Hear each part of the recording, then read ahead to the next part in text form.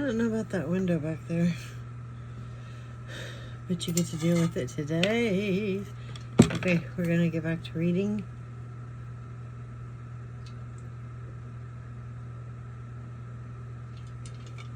Sorry. I needed a drink. Okay.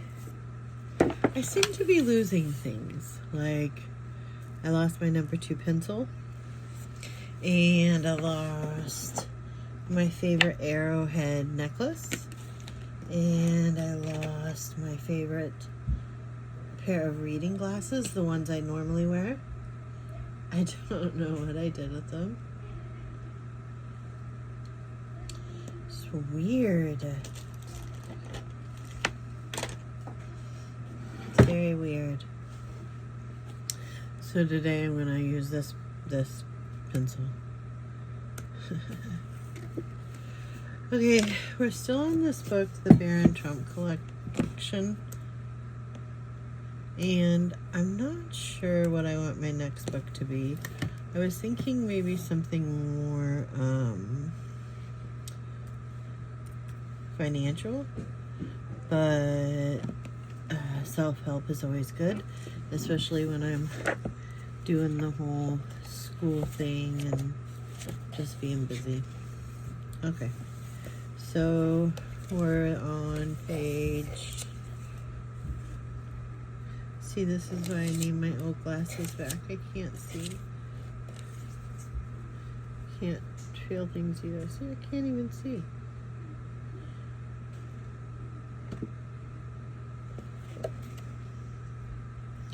$198. I hate being old. No. I am honored to be old. I need to learn how to adjust my eyesight. I'm trying to think smarter. Right? Can you see how scratched they are? Ooh. I need to like that of this. It would be kind of cool if it was like... Okay, I'm talking to myself.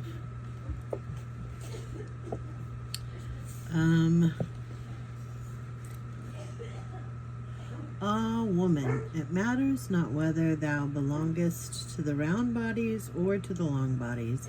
In affairs of the heart, thy integrity and subtlety overmatch the philosophy of man. When it was made known to the Princess Rollibola that the royal counselors had, after mature deliberation, reached the conclusion that the laws of the land, made sacred by the observance of ages, forbade any such union contemplated by her, she of her spacious salon to the other, sidewise and lengthwise, she bounded about like a great ball bouncing under the play of an invisible hat. Alternately she wept, laughed, scolded, and threatened. But it made little difference how she began her tirades. They all had the same ending.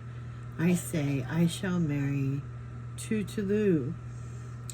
King Bugugu, thinking to pacify his daughter, sent her messengers bearing the most beautiful presents, but she received them with disdain, scattering them on the floor.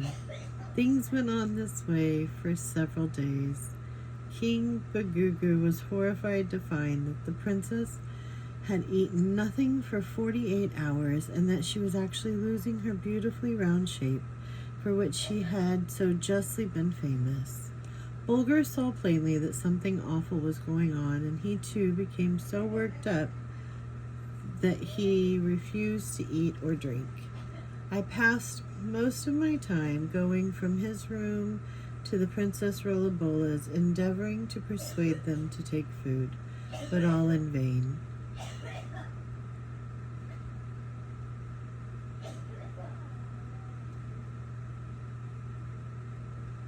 One morning, the king's daughter met me with demonstrations of the wildest delight, laughing, singing, bounding, and rolling about like mad.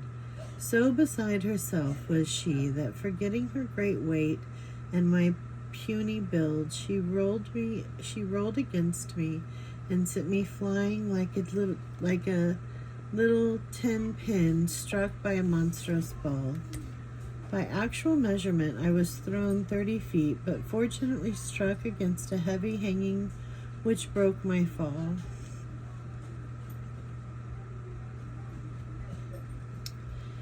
Bulger gave a piteous howl. He seemed to get an idea that Rollabulla had struck me purposely. Well, in word, the cause of this frantic joy was simply this. The princess had finally thought out a solution to the terrible problem which had been for weeks torturing her mind. Briefly stated, it was as follows. I should be placed in the lengths of a tree just high enough to clear her body. She was then to roll under me, and at the right moment I was to lean downward and pinch her little toe when it came uppermost. In vain I assured her that I should grow dizzy and fall headlong to the ground, breaking my neck, or at the very least dislocating it. But no, I need to have no fear. She would watch over me. She would turn and catch me in time. The royal counselors were at once called together. The plan of the Princess Rollabulla was laid before them. At first, they sent up a deep and ominous rumble of disagreement.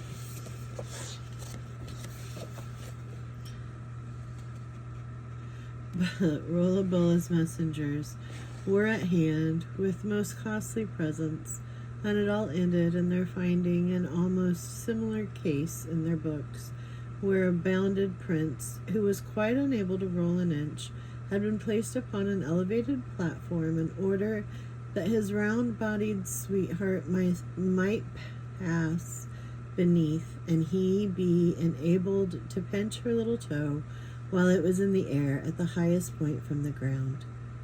Seeing that it would be useless to make further opposition, I now submitted with a good grace, for it was plain to me that once the husband of the Princess Rollabulla, I should become, to a certain extent, one of the family, and be accorded greater liberty, by means of which I confidently hoped to make my escape from the land of the round bodies.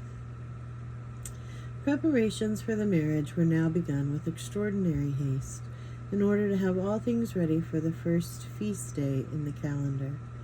As the time grew near, however, I somewhat lost my courage. Was I not, I asked myself, simply lending my aid in forging my own fetters and laying chains upon my neck, which would render it impossible for Bulger and me ever to set eyes upon our beloved home? I became very nervous and found it impossible to catch a wink of sleep. At last I resolved to postpone my fate, at least for several days, and this was my scheme. I should explain to the fair Rollabulla how utterly impossible it would be for me, in my fright and anxiety, to get my thumb and finger upon her little toe at all, as she revolved swiftly beneath me. I therefore would implore her to roll very slowly, and then my scheme would be to seize her foot, hold it fast, and pinch the little toe a score of times at least. Each pinch would be a clear gain of a day. Our wedding day dawned at last. The king's wine was dealt out to the people with liberal hand. Mirth and gaiety resounded on all sides. The skies were one vast expanse of cloudless blue. The flowering shrubs breathed out the most delightful odors. The air was deliciously balmy. The painted foliage hung in graceful festoons, unmoved by even a breath of air. To his evident disgust, Bulger was decorated with a necklace of leaf mosaic of most delicate workmanship.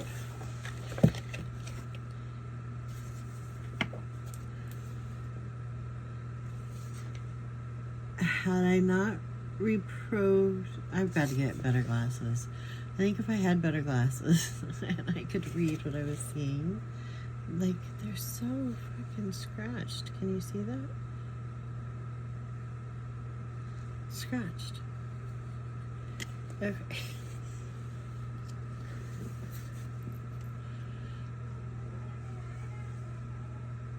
Vast crowds of the round bodies covered the plain as far as the eye could reach. Children rolled in troops after their parents like marbles chasing up a cannonball. At times I observed that the mothers, in order to amuse the little ones or to quell some discussion which had broken out among them, halted by the wayside and, catching up 3 or 4 of them, tossed them into the air as a juggler does his balls, sometimes keeping 3 or more of them on the fly and 1 in each hand.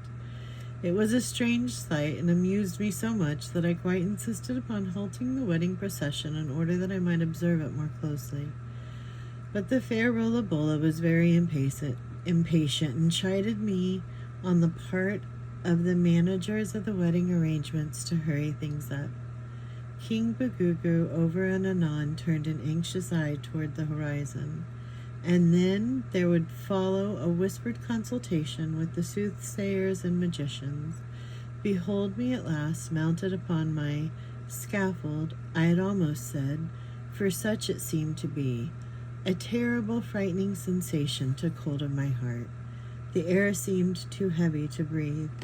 I gasped like a fish thrown up on dry land. Let the marriage ceremony begin this instant and move space, roared Bagugu. Make ready, Tutulu, cried one of the royal counselors. I turned to survey the multitude, and then prostrated myself upon the platform under which the Princess Rolla-Bolla was to pass. She has started, she comes like the wind, she is here. Such were the cries which arose from the vast multitude. With head and shoulders thrust through the opening on the platform, I awaited my bride with bated breath and thumping heart. Imagine my amazement when I saw her flash beneath me and disappear in the crowd of round bodies, almost like a ball from a cannon. I had scarcely felt her body as it rolled beneath me. As for pinching her toe, that was certainly out of the question, seeing that I had only caught a hurried glimpse of her white feet, and then all was gone. In an instant I was on my legs, and advancing to the edge of the platform, I raised my hand to signify to King Bagugu that I desired to be heard. O King with the globed body, hearken unto me. I have been wronged. There is vile treachery here. The judges of the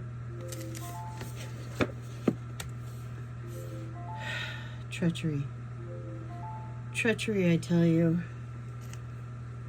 Okay. So I think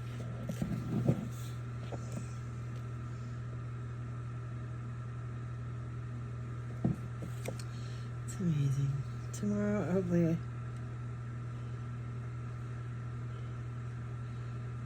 Okay, we'll start here tomorrow because we want to hear about the wedding.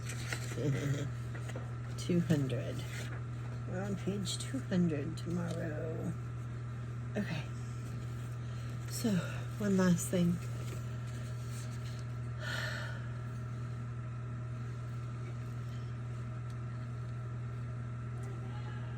Quit procrastinating on anything and everything. Time wasted is just that, wasted. Avoid distraction and the noise around me. Block it out. The art of continuous self-love through food, through water intake, through intentional meditation and thought. Something inside of me is superior to circumstance. Is it kind? Is it true? Does it reflect my authentic self? Focus more on money and its education. Focus more on self-discipline. See the sun, honor the moon. Forward momentum. The path out of hell is through misery. Honor my journey. I am a slave to my own incessant urge to escape the present moment. Meditate, walk, journal, stretch, love animals. Leave life to wonder all it needs. Less stress, more fairy tale. Work on bettering the love I show my body through the food and beverage I put in it. With money, it's not what I make, but what I can keep. Focus. Lose any ties to victim mentality. Continue to help yourself.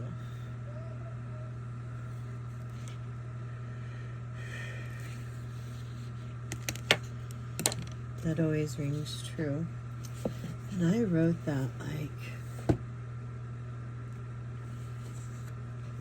2019, 6 years ago almost. That's a long time, 6 years. Life sure does pass. Might be moving soon.